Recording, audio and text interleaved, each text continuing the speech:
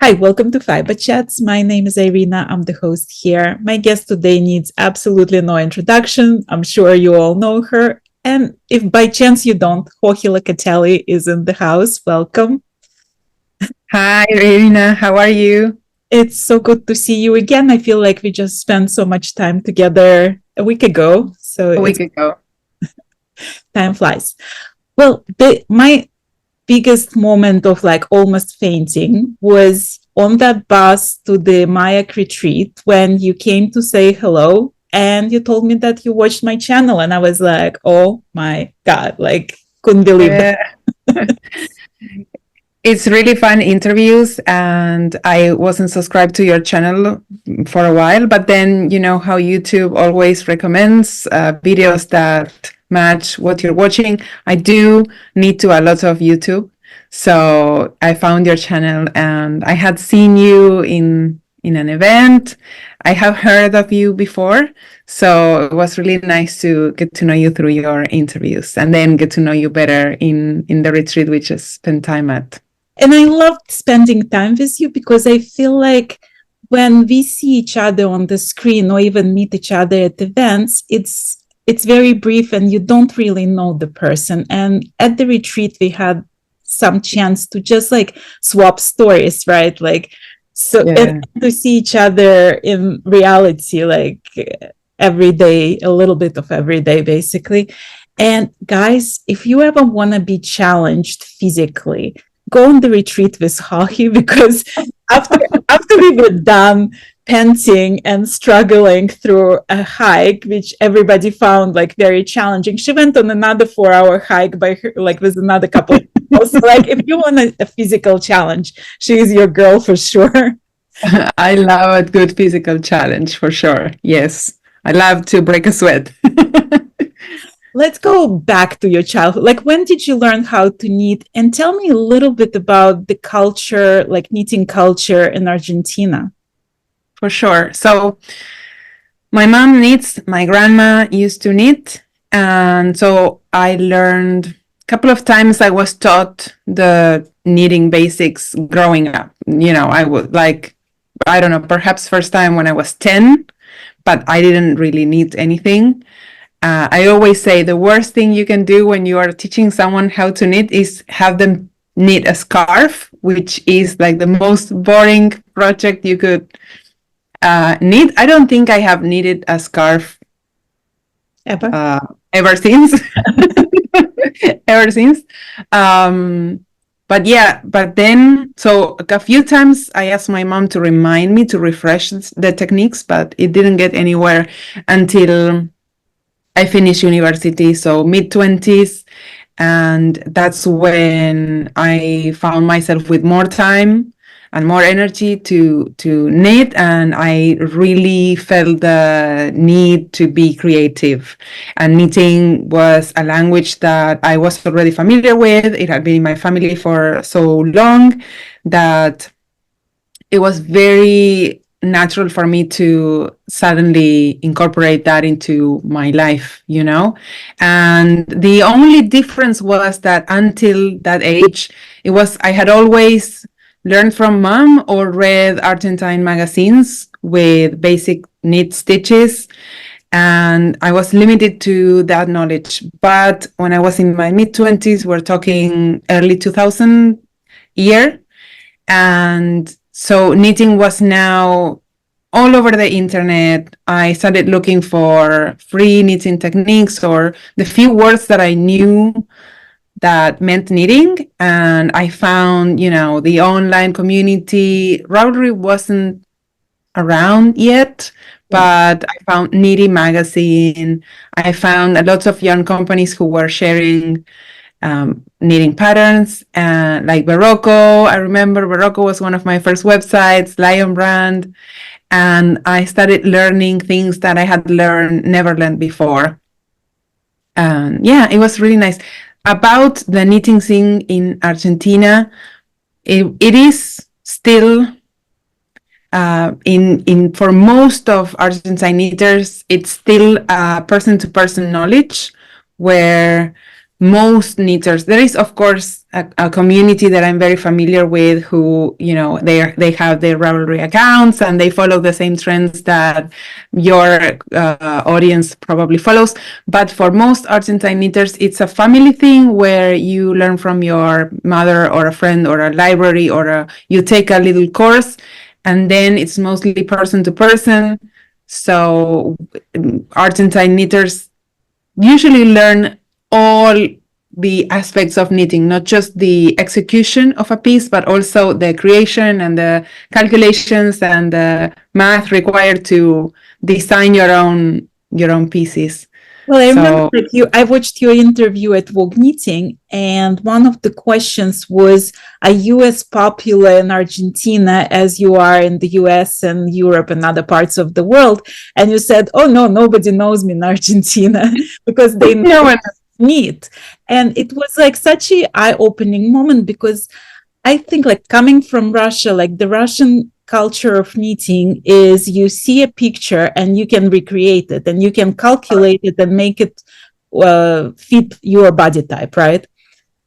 And I think it's very similar, because people cannot afford to buy expensive magazines or to buy expensive patterns. So for them, it's like, it's basically this ingenuity of the poor and figuring how to do it yourself. So I think it's like resourceful, using the materials that are, at the reach of your hand. Same as with Russian culture in Argentina, we like, the most valuable thing you can find is a stitch pattern recipe, because that's what's not so easy to, deconstruct or reverse engineer. So, and we're not talking about, grabbing another Ravelry designer's pattern and reverse engineering it, right? But I don't know, looking at at a Missoni piece or a Missoni garment, and knowing that, some of those stitch patterns, you have the skills required to maybe do the work and figure how you would do something like that for yourself, right? So I think that the most difficult part is decoding stitch patterns. So when you find a stitch pattern that you like, or maybe you find a chart or a friend gives you the recipe, then that's what our mothers, knitting has always been a very feminine thing here. That's what our mothers usually treasured, like the waffle stitch pattern or the blueberry waffle pattern, whatever. And not so much the instructions for a certain garment, but those stitch patterns, because, as I said, knitters do have the skills to figure things out. Well, one of the classes that you taught at the retreat, which I found fascinating, was how to adjust the patterns to fit you better, because you mentioned that most patterns basically written for the standard body, and none of us have standard body types, and just little tweaks can make the sweater fit properly to your specific body type. And I found it like fascinating as a class, but also what you did, and I mentioned it in my retreat, Mayak retreat recap.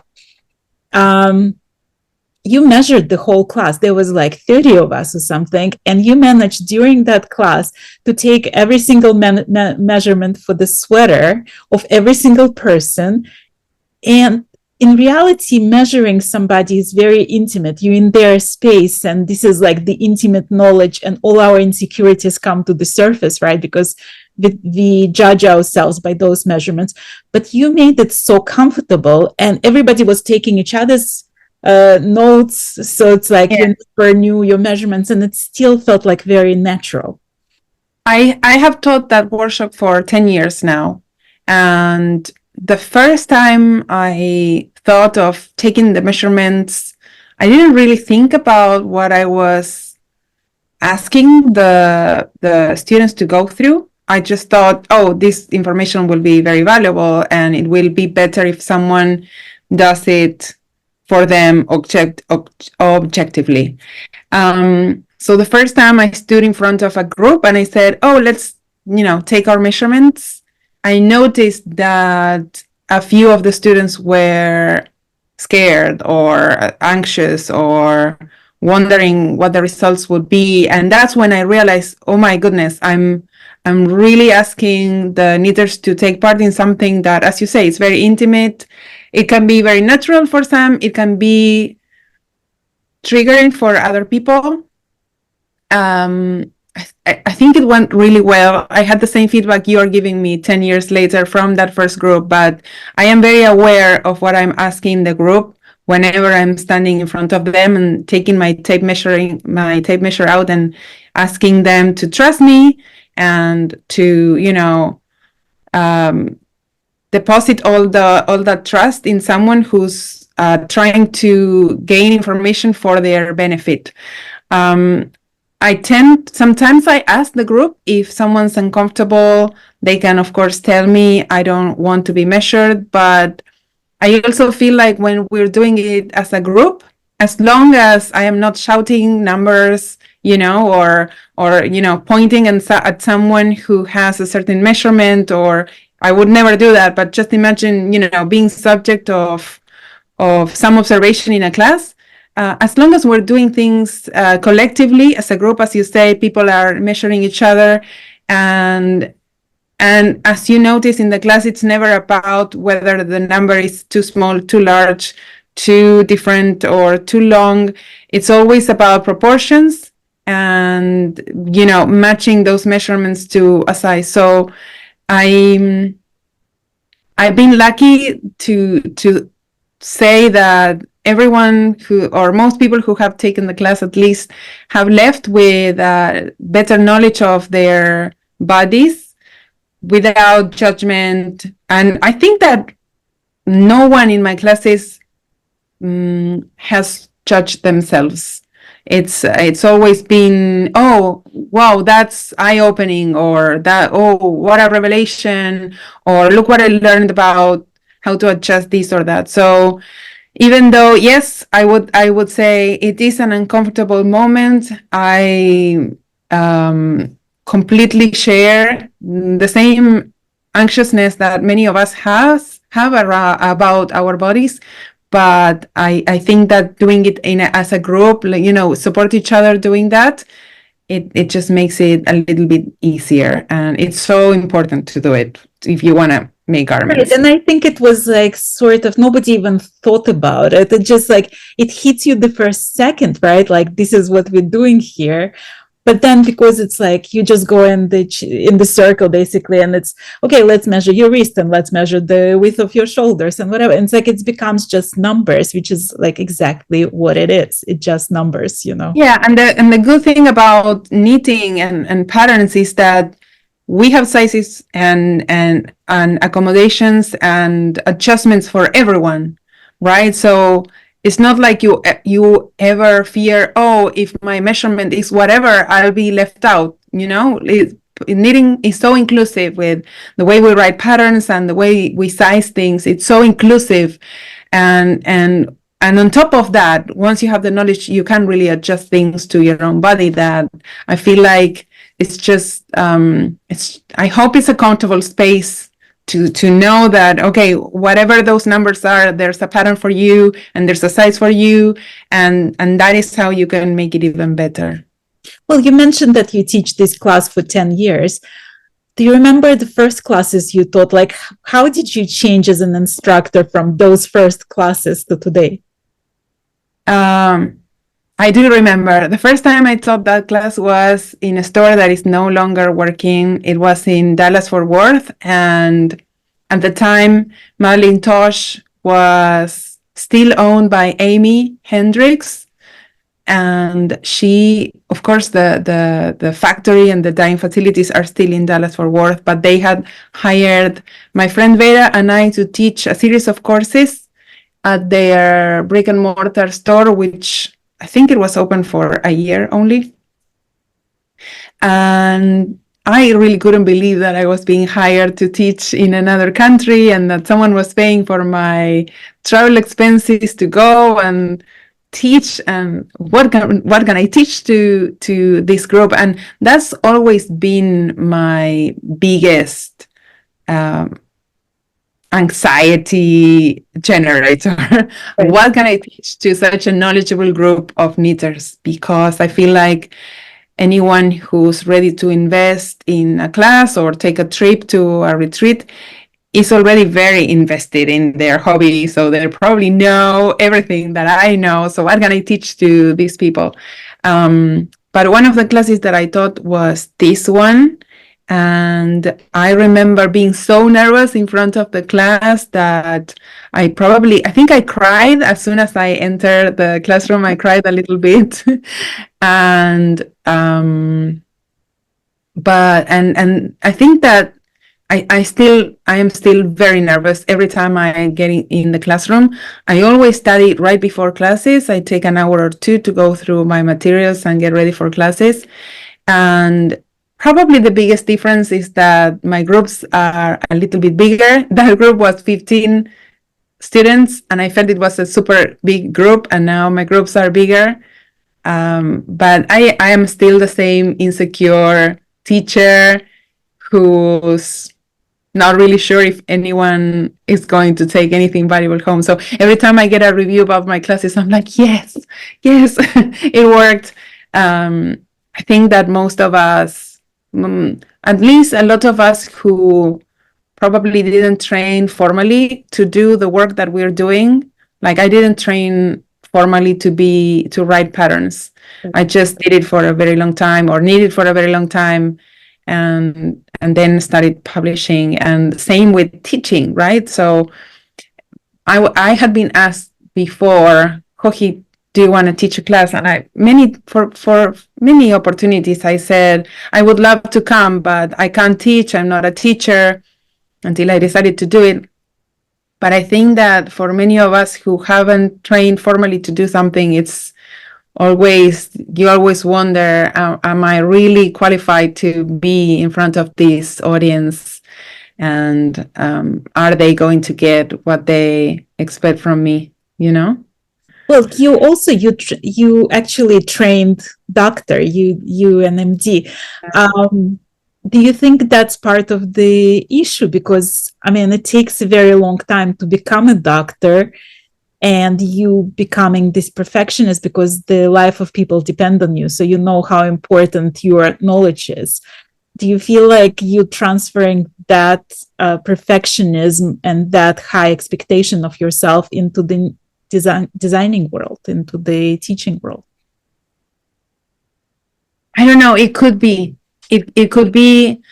I don't think that way about my knitting. I don't think that I am as worried about the outcome as I would be as a doctor. But I think it has to do a little bit with the fact that I went through university to go to medical school. During my studies, in Argentina, we go to public university. We have that privilege that we can go to free university. And I think in other countries as well, once you finish a subject, like a topic, if you are a very good student, sometimes you are invited to take part of the, how do you call it, like the class that teaches this subject to younger students that will follow you. Sorry? Like teaching assistant.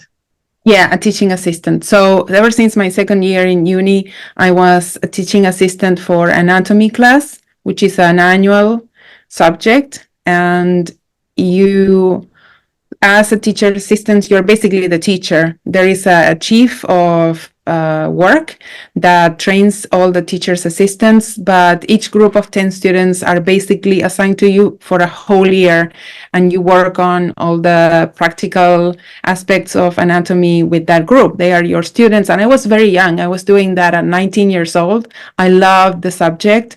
I was super responsible, and I never had fears teaching those students because I always felt that we were on the same level, like teachers and students were, we were a team, and my biggest goal was that my students would just pass the exams, right?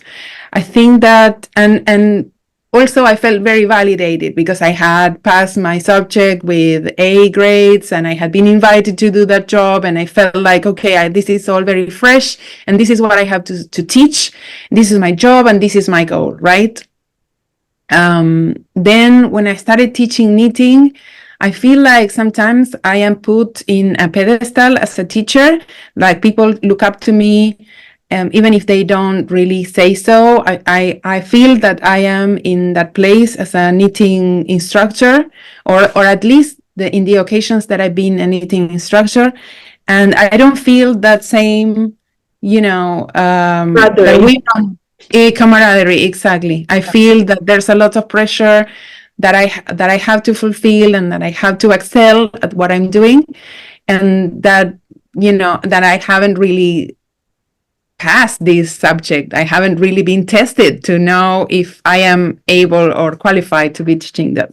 So I think that's where my perfectionist self comes into play. And every time I'm preparing a class, I add more content to it, sort of like to prove to myself that I'm really knowledgeable in the topic. And then my classes go on for hours and hours and hours. But I think it probably has to do with that passage through university. let's talk about life on the pedestal, because I was wondering about it. Like when I come to knitting retreats or when I come to festivals, I'm just one of the crowd. Like it's very rare when somebody is going to come to me and like say like, "Oh, I watch your channel and let me take can we take a picture together?" I mean, it happens, but it's not like every single person. When you come and I see you like walking through work knitting, you can't walk through work knitting. You walking and you being stopped every second, and people want to take pictures with you, and people want to express their admiration about your designs and show what they knitted and all these things. Do you ever miss like the hockey that nobody knew? Do you ever miss just being a knitter? No, no, no. I am very happy when that happens. I always say thank you for wanting to take a photo with me. Thank you for appreciating my work, for acknowledging me. When the pandemic kept me at home for so long, I really missed that. I really miss being told that people appreciate what I do. As you said, no one knows me, or I know my friends know me here in Buenos Aires, but I don't have a group of knitters who tell me, oh, this pattern that you published, it's really cool, we're going to knit it, or Joji, that information was really valuable, or that video you did on this was good. I don't have that around. I don't have a yarn store where I can go and get feedback. So it was mostly during these events that I could hear and know from the people who support my work that they were happy about it.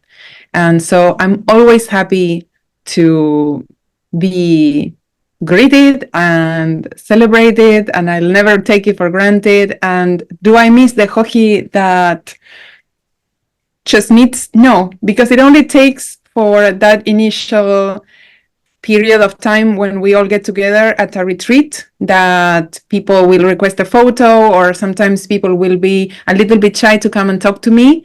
But then after a few hours, then we all become, another one of the group.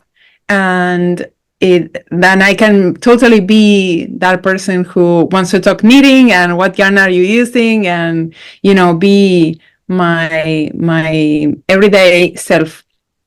You were saying before, it's good when we get to spend time together because you get to see the entire person.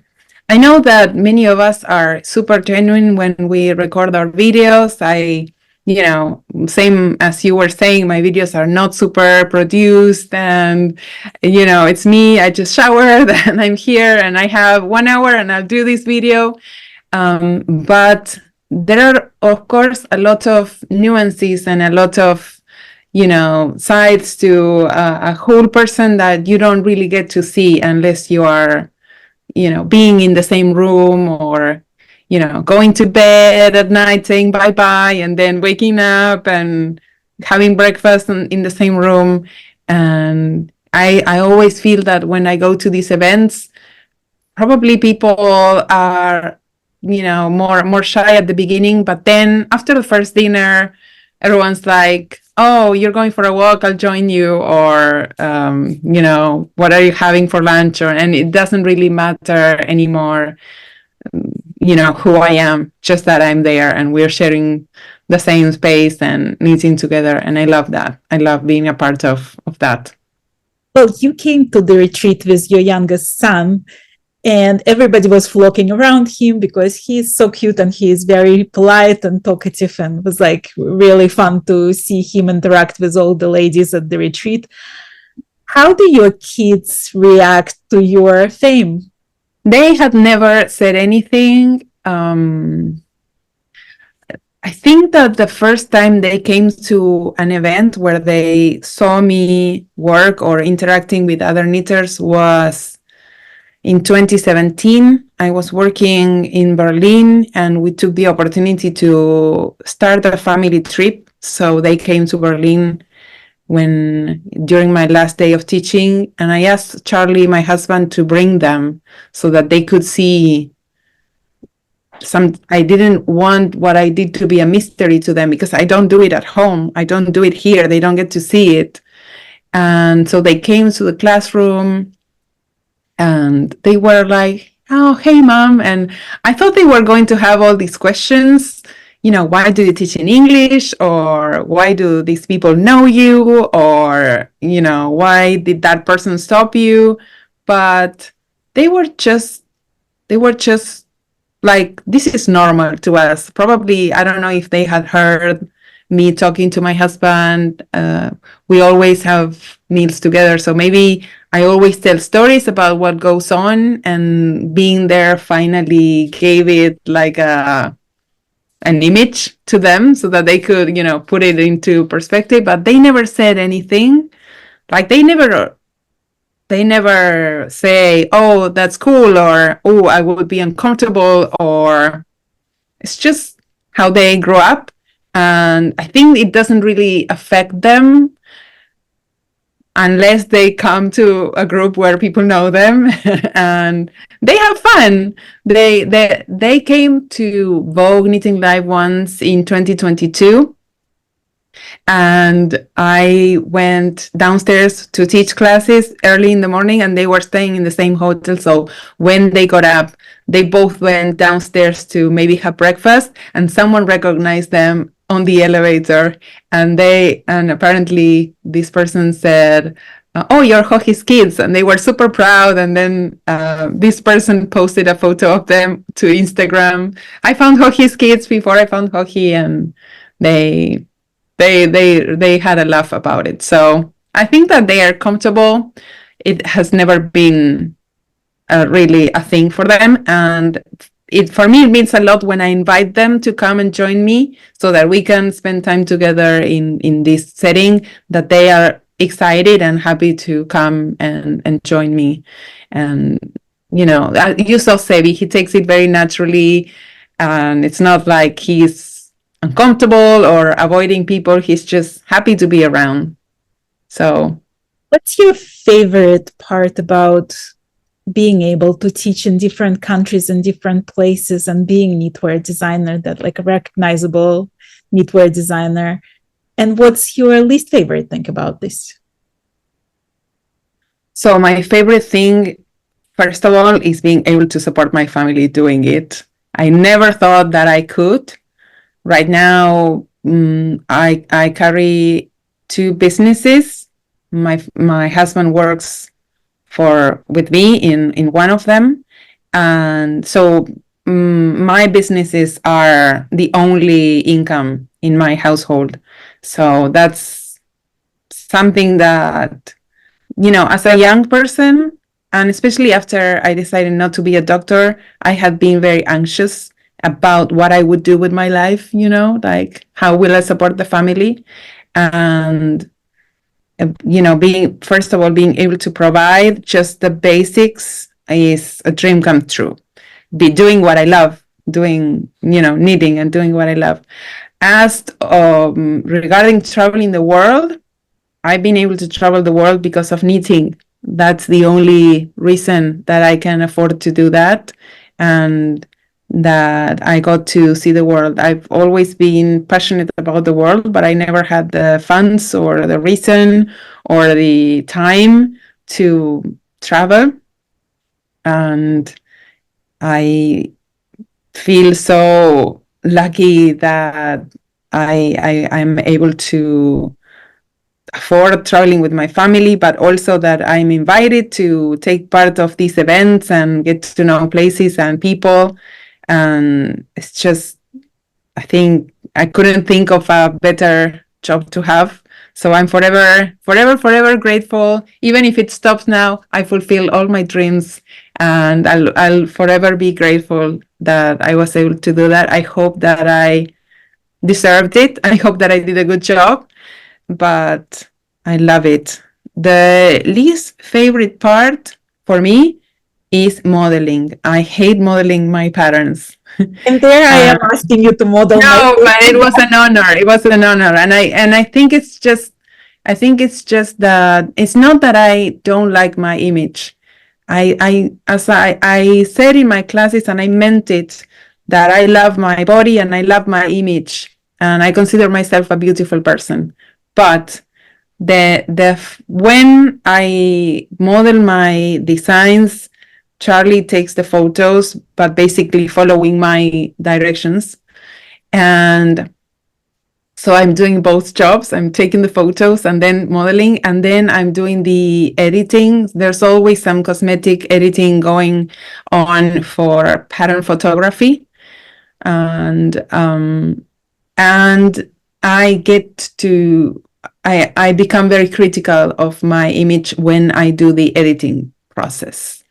And I've tried to work around it. I've tried to, analyze what goes on and why I feel that way. I feel like I want the pattern to be the best. I want the pattern to show the best it can be, so that it's appealing for the knitters and it looks beautiful, but also you can show all the technical aspects of a pattern. And then, like, it always depends on the person who's wearing the pattern, of course. So that's when I get very critical, and I end up being too hard on myself, and I get negative feelings, and I don't like it. I don't deserve it. Like, if I think about it objectively, none of us deserves that, but we can be the hardest to ourselves, right? We can be our worst critics. For sure. So I like the story. So the story of the shawl, I was actually knitting. This is the one that I was knitting during your classes. I remember you said, "Do you think I'll finish?" Of course you'll finish. But the thing is, like, I came to you on the first day and I told you the story that I just finished my first design. And by the way, guys, this is Sweet Surrender, now officially out in the world. Surrender. I love that song. So I came to you and I said, would you consider modeling it for me? And you were quiet for just a second, and then you said, nobody ever asked me that. Yes, I would be honored. God, right? And I was like, well, wait, do you want to see what I'm asking you to model? And you were like, oh, sure. And then for a second I debated telling you, oh, Irina, my least favorite part of my job is modeling. But then I thought, no, stupid you, shut up and listen to what this person is actually asking you to do. And it's so nice that you asked. So of course, but at first it was my inner negative self saying, no, you won't do a good job. The photos won't look good because you are the model. But then I just shut that person up and said, yes, I would be so happy to model for you.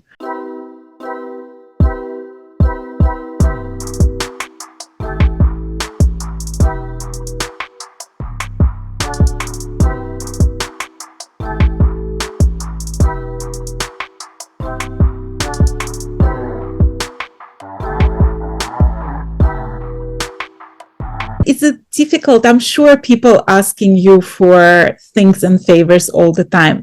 Is it difficult for you to say no? Is it difficult for you to stand for your principle and decide what's good for you and what doesn't fit your interests necessarily? There are favors that are really easy. So why would you say no, right? like help someone with a photo or even take photos. I've done photography for so many designers. I love photography. There are some jobs that only take me so little time, and I know that they can make a great difference for someone. Editing, proofreading, photographing, photo editing, copy editing, I don't know, promoting, anything that I can do that will only take a few moments of my time. Why wouldn't I do it, right? And then there are other favors or invitations that probably sound like really simple to do, but require a lot of commitment. Like, oh, would you work with my yarn? But I am not sure if my company will still exist next year, or I don't know, my product is very unreliable, or I don't know, like a company who asks me to do something, but then I am not so sure, if the results will look good, or if the yarn or the product will still be available by the time I finish. And that will require maybe a month of my time knitting, pattern writing. And so sometimes I have to say, I really appreciate your wanting to collaborate, or you're inviting me to this event, or you're wanting me to take part in this project, but it really doesn't work for me right now. Right. And perhaps I'm making a mistake, but I try to gauge the things that I'm requested to do in how much commitment, like how long is the commitment. Like today we are recording for your channel, which is a huge honor. What is the time that this is actually taking me? It's an hour and a half of my time. We're having a great time, but then once the recording is over, it's like I can go on with my regular schedule. I can go on. So why wouldn't I be, in an interview or take part of a channel, especially when it's with someone who's so lovely as you, right? But what I mean is that there are some things that we can do that probably, and I'm not saying that this is a huge difference for you, but sometimes something takes us 1 hour, but it makes a great difference. Oh, it's absolutely a huge difference for me. Thank you. And I hope so. And sometimes something, it's a big time consuming project for me, and the person doesn't really make the most of it, or, they take it for granted. So I want to continue about the yarn support. And that was one of the questions I asked you during the retreat, if you remember, because a lot of time when I interview designers, the design is basically, it happens sort of like this, right? Like for the well-known designers, the yarn company would approach a designer and say, we have this yarn that we really would like for you to design with. And then you would take this yarn and you would come up with something that's going to look good with that yarn. And that's how the design happens. And when I asked you about, do you ever, mix the yarns, you said that your yarn stash is your local yarn store. And so, yes, absolutely.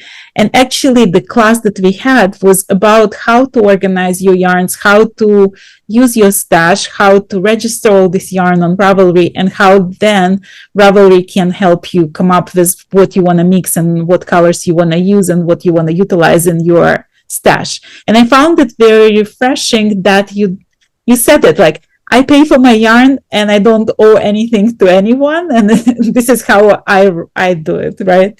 Yeah. I found it like very interesting and very refreshing. Tell us a little bit, like to my viewers, about your system of organizing the yarns, how you come up with the next design and how you treat your yarn stash. Yes, so first I'll talk about yarn support a little bit more. So I buy a lot of my yarn, and I am offered a lot of yarn. I get a lot of yarn offered all the time. I am blessed about that, and thank you, yarn companies who support me. But anyone who has ever given me a skein of yarn, I probably at first denied it. So I probably at first say, oh, I'm so sorry, but my design process is very organic, and, you know, maybe the yarn that you send me, I don't have any ideas for that right now. And I don't like to be stuck thinking of, oh, I need to work with this yarn or I need to work with that yarn. So normally I would say, thank you so much, but I don't have, like, I am working on other projects and I don't have anything planned for that yarn right now.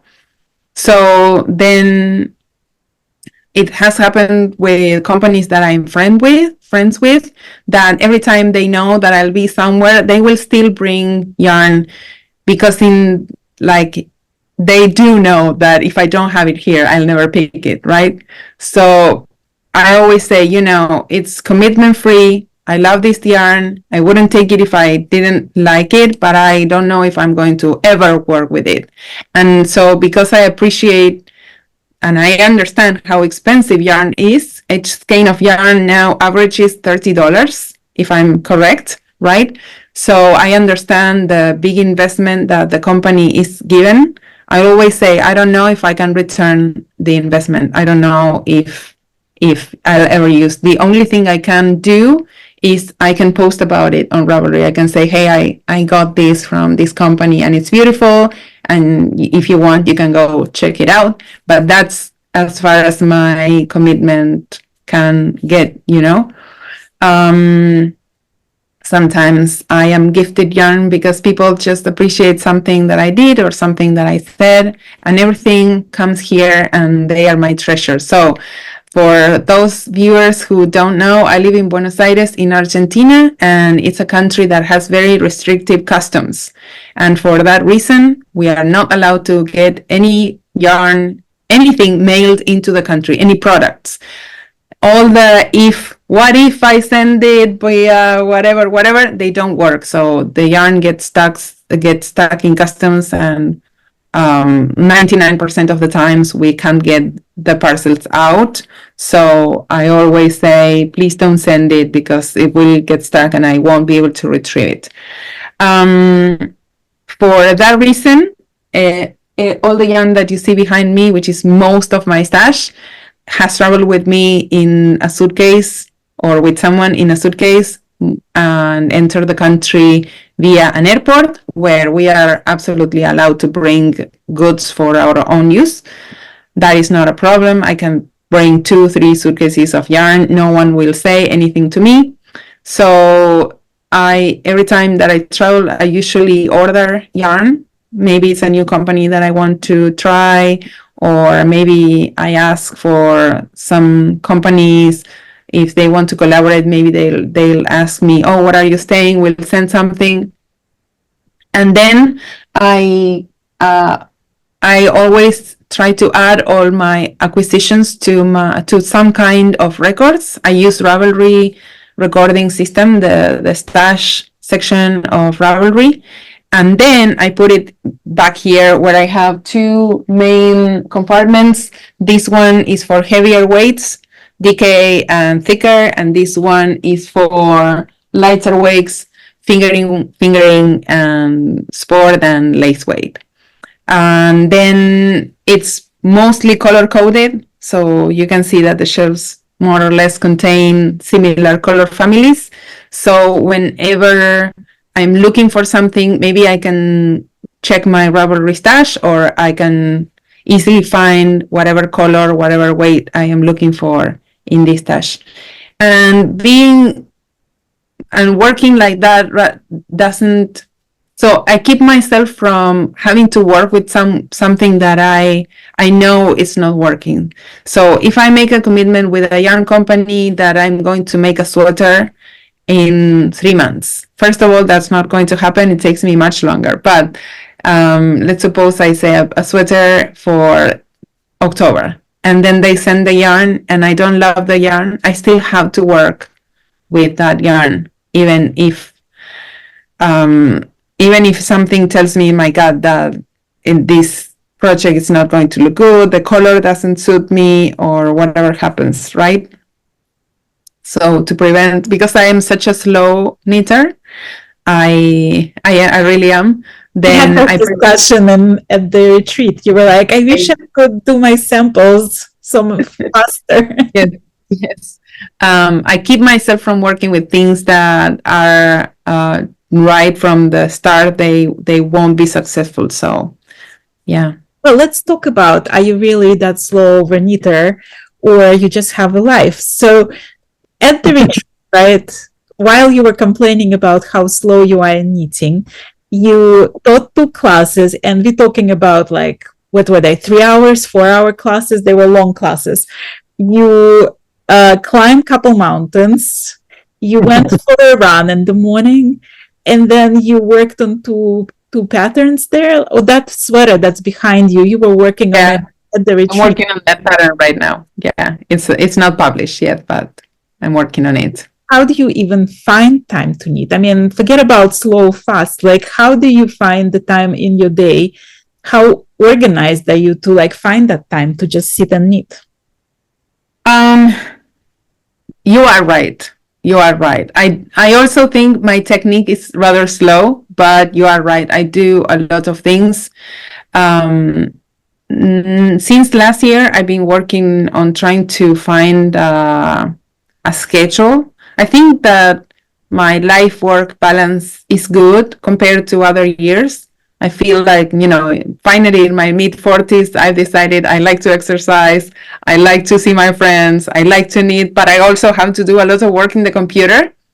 So I'm trying to schedule some things so that then I have clear 3 to 4 hour slots when I can say, okay, this is a knitting slot. Because I find that I make the most progress when I sit down for a bigger chunk of time and I just, push through a project, maybe put on some YouTube videos and knit. Then I don't have to constantly remember what I was doing, what section of the pattern I was working on, and it's just progress. Compared to, oh, I have half an hour, I'll sit down, or I forgot my cable needle, I'll make myself some coffee, and it always feels like I picked up my knitting, but I only worked one round. But yeah, I don't have a lot of knitting time. And I feel like ever since we came from Italy, I've been sleeping a lot. And this year I've been traveling much and I am more tired than usual. My body is asking me for restoration. And that is when probably I would normally knit more at night after dinner. And that's when my body starts feeling really tired. So I go to bed earlier and I don't get a lot of knitting done. But I also like to complain. So Well, I mean, it's sort of hard for you to, because like it's all on you, right? Like you have 2 companies running, like the whole family. You are the breadwinner, basically. You carrying all this pressure, and then there is all the travels that it's sort of like, this is how you do make money. You just came from Alaska cruise, and then you went to Mayak, so you do a lot of traveling during the year, and then there are some festivals where you teach. Do you ever just get overwhelmed? Do you ever get burned out and feel like, I wish I was still a doctor? no, I had never wished I was still a doctor. I haven't regretted my decision once. No, I got overwhelmed of traveling in 2018, 2019, when I wasn't really paying attention to what events or festivals or retreats I was working for. So I got booked many years in advance for a series of events that were not really personally fulfilling. So after that, I got burnt out. I was during 2018 and 2019. I don't remember how many international travels I made, but also they were trips where I didn't feel happy. So I was basically leaving my family, jumping on a plane for 17, 18 hours, going to the other half of the world and not getting joy out of it. The only spectacular part were the people there, but perhaps the locations, or I don't know. There were some things that I wasn't so happy about, and I just decided not to do it anymore. So in 2019, I said that was my last class. I said farewell to everyone on May 2019, and I said, I think it's time for me to start traveling with my husband. Our kids are getting older. Now we can live as a couple. So from now on, I think that I will take some time to travel with my husband. And not 6 months later, we had the pandemic. Usual. So there was no traveling with the husband, and I really missed. I that. I realized then that I really missed the knitting events. I really missed, being around the knitters and getting all the joy, surrounded with yarn and knitting projects and knitting companies. So I said, okay, what went wrong before? And I try to do that every time I get overwhelmed with something. I need to do like a clean cut and say, okay, this is something that you really love. So what went wrong before, and what do you need in the future to keep enjoying this thing that you really love with joy, right? Like, okay, why do I not take commitments with yarn companies? Because there was a time many years ago when I became overwhelmed with collaborations and deadlines and commitments, and it was one deadline after the next, and I wasn't enjoying the process of knitting and publishing and collaborating anymore. It was just, I felt struggled all the time, trying to meet the deadlines. And that's when I said, okay, that's going to be my last collaboration, and from now on, what do I need? My decision was, okay, no strings attached, no time commitments, no exclusive period, I don't know, a series of new conditions for me to work in a more relaxed way. And same with traveling. I said, okay, I need some frame to say yes. So if I'm going to travel, it has to be a person that organizes, that is important to me or that I really care for, or a place that I would visit myself, like I would pay to go myself, then I will also say yes. Or an event where there are 10 friends attending and it's my opportunity to see 10 friends. So if an event invites me, the dates work, and they meet any of those criteria, I will say yes. And that's how I've not felt overwhelmed. I think that you get overwhelmed when you stop getting joy out of things. And it's such a pity, because traveling, meeting, collaborating, publishing, these are all the things that I love. So I don't want to give them up. I just want to rework on the conditions so that I can make things work for me.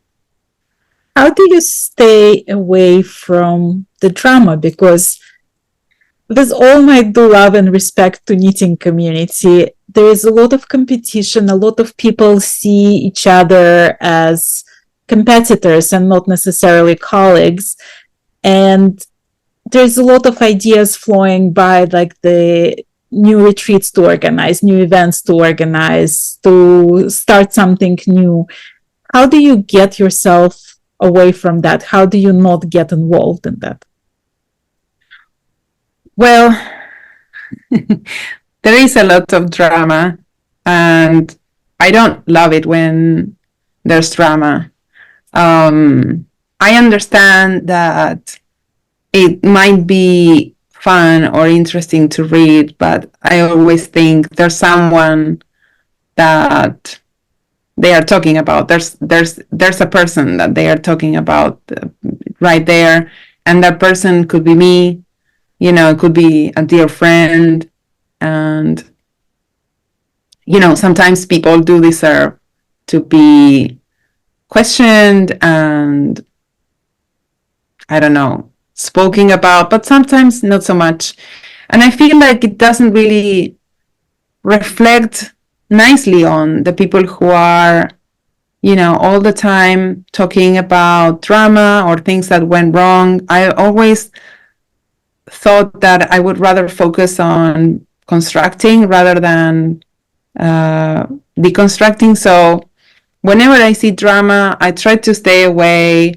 I think that I'm quite calm. I'm never, want to be super hyped about something, but also I'm probably not going to be super angry or upset about something either. Like I try to be mellow, and I think that it reflects on your professionalism. Like I'm here to provide with knitting patterns and knitting classes and knitting content. And of course, I'm happy to share my life and, aspects of my life that I'm comfortable sharing, because there are aspects that probably I don't share. But also, probably that's where I will set the boundaries. Like, I don't think that anyone cares how I feel about this person's behavior or that. And I have had opportunities when I've been really disappointed in colleagues or companies, but I don't think that it makes me a better knitter or a better designer to vent those things. It's like you won't appreciate my work better because you know that I've been mistreated or that I've been part of an unfair affair. It's like I want people to be interested in what I do because of what I do and not because of things that went wrong. So of course I've had my share of personal drama, but it doesn't define me. It doesn't define my work. And I always rather talk about, and it's not, oh, let's talk about knitting. I'm not saying that some things shouldn't be discussed. That's not what I'm saying. I'm just saying that who cares if, I don't know, I didn't get paid for X pattern. Like, I'm going to solve that with the person that was unfair to me. But I don't want people to be supporting me because I didn't get paid for a pattern or whatever, I always like to give the other person the benefit of dealing with things privately before calling anyone out, and so far it's worked really well for me. Yesterday I went to my favorite local yarn store, the Unruly Stitch, and I was working on a summer tank top that I'm doing now. And they were asking me something about like, so what's going to be your next thing? And I said, well, let's do one thing at the time. And they start laughing at me because all of them have like 12 projects around them that they work simultaneously on. And I'm usually more of a monogamous knitter. How do you do it? Like, are you knitting 7 things at the same time, or do you usually work on one project at a time? I think I'm a good in between. I am not monogamous, but also I don't have 15 projects going on. Normally, I will have one design finished that I'm grading, writing, in the process of creating the pattern. So right now, I'm working on the pattern, and I give myself, I used to do it all in one day or two, like in one sitting. Now I'm giving myself more time. Like I start working on the pattern and I work on a few sections, then I come back to it, then I grade it, then another day I'll do photography. It's a slower process. Then there's another pattern that's being done. It's being knitted as I work on that pattern. I am knitting the next one. And then I have usually 2 or 3 other little more important projects that I'm working on. It can be a pair of socks or a beanie that I'm not following a pattern, or that I'm just re-knitting one of my older patterns. I try to, when I am well organized, I try to cap it, like stop it there, because I know my brain capacity. And if like, okay, right now I said I'm only working on one pattern, but I'm working on two patterns because I'm needing this one. So in my mind, I am keeping those numbers or those proportions or that shaping, fresh, and try to remember what was my reasoning when giving shape or giving birth to that one. At the same time, I'm giving birth to this one. So it's too complex, probably different constructions and reasonings, if that's a word. But two big projects, and I can't start a new one until I finish grading this one. So that's when, like, I'm limiting myself to keeping from stressing. Sometimes I just have to cast on. I just have to. Like, there's something in my mind, but lately I feel like maybe in the past 4 or 5 years, that urge hasn't been so strong that I can stop and think and probably plan a little bit better what I want to do, swatch properly, swatch all the stitch patterns, give myself a little bit more time. In the meantime, I try to finish the patterns that I'm working on. So you only work with one pattern? You found I usually maybe have like another one somewhere, but like it's usually like I like to knit one thing and get some progress done on it before I do something else. So I'm a little bit more relaxed in the past couple years, where I have probably like 2-3 projects lying around, but I'll still work on one predominantly before I jump to the one that's waiting. You mentioned that your wrap was the only project that you knitted 4 times. Have you knitted anything else 2 or 3 times? I only knitted twice. One Shetland lace. It's called Little Secret. It's by Monique Boonstra, who is a passion for lace on Instagram. So that was the only time when I knitted something twice. And so this wrap is the only time I knitted something more than twice. 4 times, yeah. But you know what I find interesting about, and it's like, I don't know if it's because it's my first baby, right? But I find it interesting that like they all look so different in different yarns. So like I showed you the one that my daughter was modeling, and it's super striking gold and purple, and it's like super striking. And the one that you were modeling is very subdued and very feminine. And this is the bridal version of it. So I'm partial to the bridal version. I think that's beautiful. That's the most beautiful.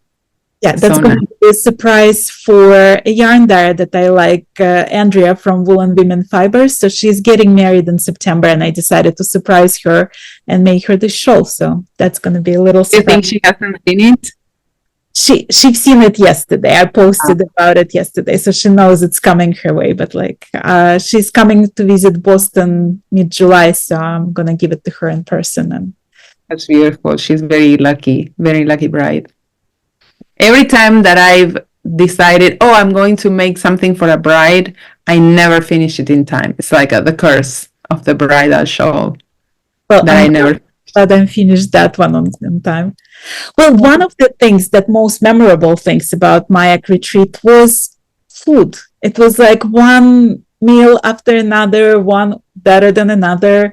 And we had Chef Alessandro, who is a Michelin star chef, doing cooking demonstration and treating us in his restaurants.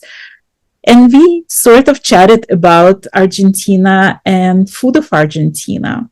So like, if you had some guests coming to Argentina, what would you want to feed them? What would you think is like represents the food, your favorite food of Argentina? So Argentina's most popular food, and my favorite food as well, is meat. So we are known worldwide because of the quality of and price of the meat. You can come to Argentina and have meat every day, and you would still spend very little money. So yes, now my mouth is watering thinking of all the meats, but we love meat as Argentines, and also in my family, especially, we love meat. My favorite way of cooking meat is, of course, grilling. In Argentina, we call it asado. So we do a big grill with charcoal fire, and then we have different cuts of cow, pork, and then like specialties, some intestines or blood sausage or kidneys. And yeah, that's probably what I would feed my guests. We would cook it here. Charlie would be in charge of the grilling. And of course, we would do empanadas, which are pastries stuffed with meats or other fillings as an appetizer. And then we would have flan for dessert. Let's do retreat in Joji Locatelli's house in Argentina. Yes, I'm thinking about it. I've been really serious about it. It is something that came up a lot during this year in several retreats. I don't know why it didn't come up so much before as this year, and I'm taking it as a sign that maybe, I don't know, people are really hoping to come to Argentina. So I've been talking to my family about it, and we are actually considering maybe in the future doing one. Well, we'll definitely have meat. If you're doing it, I'm coming. Oh, thank you. Okay, I want to thank you for being my guest today. It was lovely to just sit and chat with you and get to know you a little bit better. Hey, Marina, it's a pleasure. It's a pleasure to spend time with you. And I hope to see you soon at one of the festivals or one of the retreats. I hope to see you soon. I hope to see you soon too. Okay, well, thank you so very much. Thank you. Thank you guys for watching.